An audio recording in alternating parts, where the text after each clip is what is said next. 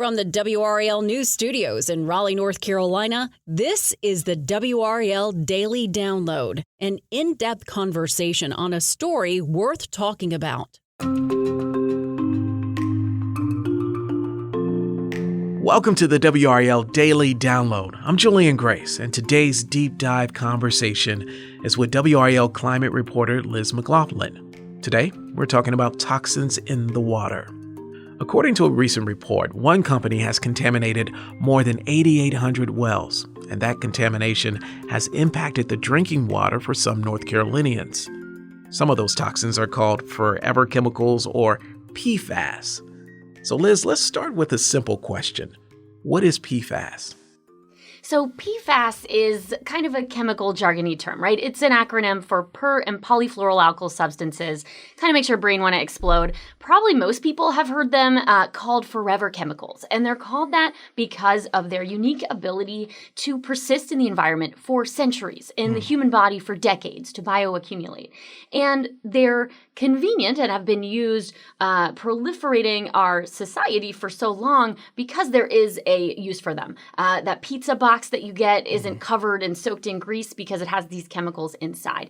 Their ability to persist in the environment is because they're made that way. It's a chemical compound used in raincoats, waterproof mascara, things like that to, they're useful because they repel grease, oil, water, heat, but they're also problematic for that same reason. And the reason that people are really talking about this now is because we're really learning the full scope of their ability to persist in the environment and the harmful health effects. Two of the most common, widely used of these chemicals in the 70s, there's been a lot of research that's associated them with cancer, with a number of adverse health effects. Hypertension as well, right? Yes, and now we're learning that this whole class of compounds, there's over 12,000 of them, but many of them can have harmful health effects. Hypertension, preeclampsia in pregnant women. It can raise your cholesterol. It can cause immune, reproductive, developmental issues.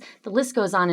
And it's still an early part of that research. But unfortunately, the way our system works is that we can use, dump, and create these chemicals until they're proven unsafe instead of the other way around. Well, how do I know I'm being exposed to it or I'm drinking water that has PFAS in it? How do I know that? Well, spoiler alert, you are. 99.9%, something like that, of the population in the United States has these PFAS in their blood. But it's a sliding scale, right? Okay. You can have just a little bit, maybe from your pizza boxes, from your waterproof mascara. I know you use that. But you can also have a lot in your blood, and that's where it really gets problematic. And that's mostly from being exposed in drinking water. And that's really what we looked into for this story, for this series, is one company in North Carolina that creates a lot of these chemicals, Gen X being one of them, that's their sort of signature toxic chemical, is being found in the drinking water and about the quarter of the state. We're talking hundreds of thousands of North Carolinians. It's been just openly dumped in the Cape Fear River for decades. And a lot of this well exposure, people's private well water, is really where they're starting to uncover not just 1 or 2 miles from this plant, but up to 90 miles from this plant. Yeah, let's talk about that because I watched your report. And if you haven't seen that report, you have to see it. It's on WRAL.com right now. You went down to Fayetteville. What did you find? I think at its core, I found that something that I and probably a lot of listeners take for granted, being able to go to your sink and grab a glass of water and assume that it's safe, is something that we just can't do anymore. And it's really tough to see that. There's not an answer for a lot of these people that I spoke with who have been drinking, bathing, and giving their kids this water for years, and then to discover that there's not just one, but up to 10 really harmful PFAS chemicals in their water, and that a solution isn't on the way. There's not a quick answer to this, and that for many people downstream, hundreds of thousands of North Carolinians, there's not an answer unless they want to pay out of pocket. You met a family that they have no options but to buy their own drinking water. When you met that family, what they're going through with the toxins in their well water, what were your initial thoughts? I think it's It's tough. These are the coolest people. I went knocked door to door, and normally you're like, okay, are they just gonna throw something at me and tell me to leave? And everyone that I talked to in Cumberland County and neighboring Bladen County was just so nice. But one story that really stuck with me, the subjects of that report last night, was a young couple, 21, 23 years old, moved to Cumberland County. They've got horses in their backyard for this peaceful life to start a family. And they're pregnant, expecting their first child, a son, this December. But their, daydream country life really turned into a nightmare very quickly. They were warned by a neighbor, not by the government or the company that did this. By a neighbor, that their well could be contaminated. They got it tested, and sure enough, really high levels of Gen X, of PFOA, which is associated with a lot of these cancers and risks. And they got a bottled water shipment initially from Chemours, as they're legally required to do, and then nothing. They called multiple times. They said, are you going to send more? They said yes. A lot of empty promises to send a debit card to buy water that could take up to a month to arrive. And that was 6 months ago. And they're not soda drinkers, so they just have been drinking the water out of the tap. They don't know what else to do. They work full time. She can't carry more than 25 pounds as a pregnant woman, so she couldn't even carry the bottle of that weeks worth of bottled water if that debit card ever showed up. So I think that's the really sad part. They've sort of given up, and at no fault of their own, with a poisoned well, are drinking this water and ultimately putting their family at risk. You gave some interesting stats in your report. The business or the company that you looked into, Chemours, am I pronouncing that correctly? It looks like about 8,800 wells as far as 90 miles away from its plant that they may be responsible for contaminating the water there. Is that accurate? Yeah, and that's just what we know of so far. So that's from the latest sampling map and the way that this settlement agreement was worked out. That's one attempt to hold them responsible, but still falls short in a lot of people's eyes, is that they have a step-out program. So once one well is considered contaminated, they have to test or offer testing voluntarily when they call, up to a quarter mile away from that. We've already reached 26 miles away from the plant. So these chemicals have been flying into the air and seeping into the groundwater. One man's well was 300 feet deep and had really high levels of this stuff. So it could be much further. And in the Cape Fear River, it's the drinking water supply for something like 300,000 North Carolinians. 300,000. Wow. And they're seeing, it depends on the day, but up to 400 parts per trillion, 40 times more than the health advisory limit in just their municipal drinking water. And if they want to buy a filter, they have to do it with their own money. Out of their own pocket. Okay. I think this is a great spot for us to take a break. We'll be back after the break with more with Liz McLaughlin. And the question that I will pose next, how do we hold polluters accountable? That's the question when we come back.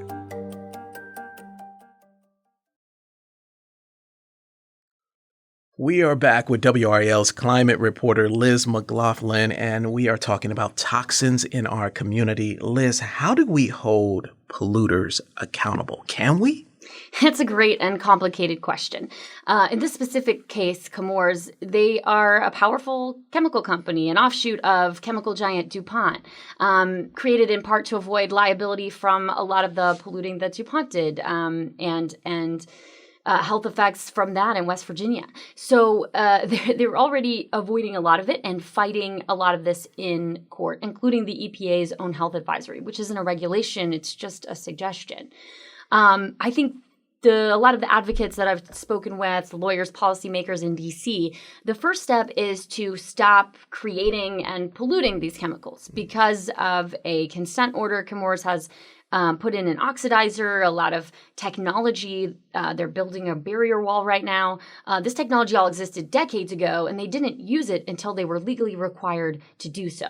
So that's a problem first and foremost. But also, there is a big market. There's a lot of money in these chemicals, and they're not labeled. When I go to buy some makeup, you can't look at the label and see which one has PFAS in it. Right. So I think some consumer labeling so that consumers can make different choices. But of course, the regulatory side of it has to be part of it. And the EPA hasn't, regulated man-made chemical in decades. I think it's something like 40 years. This can be a really long process.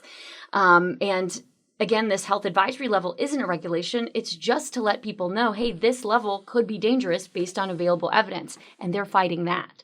So a lot of people are looking at this as a whole class of chemicals. Researchers kind of call it whack-a-mole because those two chemicals I talked about in the 70s that we know are dangerous, they just change one little chemical compound and say, oh, this is a safe alternative. Gen X, Right. safe alternative. Then, or touted as such. Then more and more research, oh, this one's harmful too. They move on to the next chemical. So regulators, policymakers are pushing to control these as a whole class, a whole family of substances instead of one by one. Liz, you've been down to Fayetteville. You've knocked on doors. You are talking to people who are impacted by this. Do they feel like elected officials are doing enough to address this and get them the results they need? They're completely frustrated. They don't feel like Chemours is being liable for the mess that they made for cleaning that up. They don't feel like DEQ is holding Chemours accountable. And their local government, for instance, in Cumberland County, already spending $21 million to expand water districts there. They're out of money too, trying to pay for this. And for instance, Cumberland County is also entangled in a lawsuit trying to hold Chemours financially responsible. And all this legal action takes years. And in the meantime, the people hurting are the people with this poison water. I don't have years if my water is contaminated. I want it fixed right now. Is there anything additional we can do to put pressure and draw awareness to this issue? I think the first point is with the DEQ. They are responsible for holding Chemours accountable, and they didn't do so either until they had the pressure to do so. They gave them a permit to dump the wastewater into the Cape Fear River initially. So, that's the first step for sure. It's just really heartbreaking.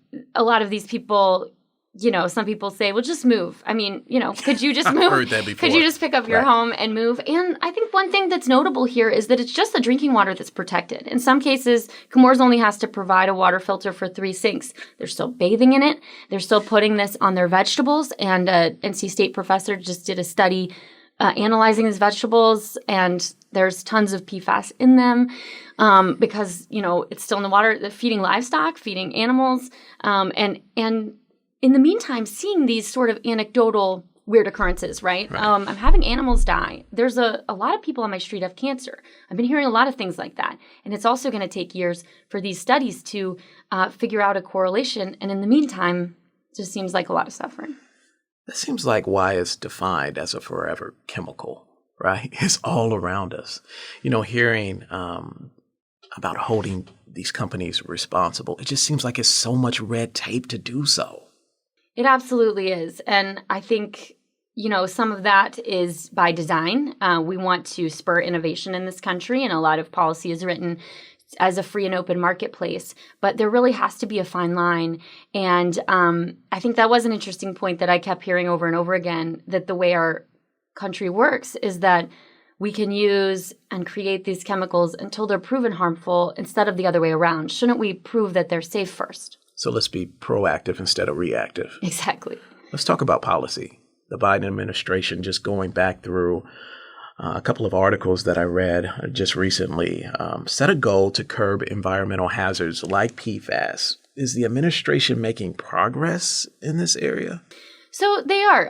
Biden had a campaign promise to address these, and there have been notable actions recently. North Carolina's own Reagan EPA has done some things to kind of start this process. One being lowering that health water lifetime drinking water health advisory to 10 parts per million for Gen X and some other numbers for some of the most commonly used PFAS. And then just recently, the EPA proposed to designate 2 of the most commonly used PFAS as hazardous substances under that CERCLA so-called Superfund law.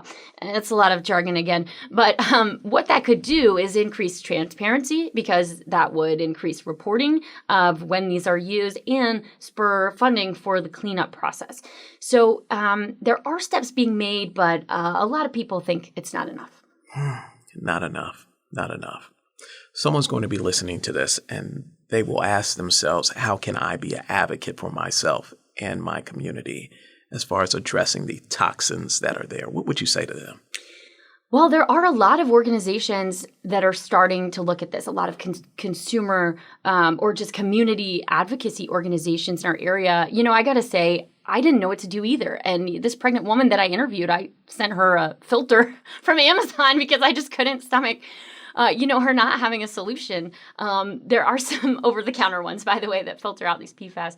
But we can't buy filters for everyone in America. I think that really demanding action from policymakers could be one step, and the companies. And I think that's an uncomfortable thing to talk about, but that it is so prevalent in our society. We are a society that values convenience. I mean, I know I do too. I'm part of this. But demanding that companies don't use this. And a lot of companies are trying to step away. They're saying, hey, I'm PFAS free. We're going to be this by 2020, whatever. There needs to be some research and development into alternatives as well. It's not all just stuff we can go without, like waterproof mascara. There are some uses in medicine, say, in the pharmaceutical industry. So we will have to do some research to find an alternative that's safe. This is far from over. All right, Liz, I know you have to jet back to Fayetteville today. Once again, thanks to Liz McLaughlin for joining us today. I feel smarter. I do. I feel smarter and more equipped to tackle this issue. Thanks for listening to the WRAL Daily Download. You can also listen to entire WRAL newscasts in podcast form. Find WRAL News Daily in your podcast app. The feed is updated with new newscasts multiple times per day.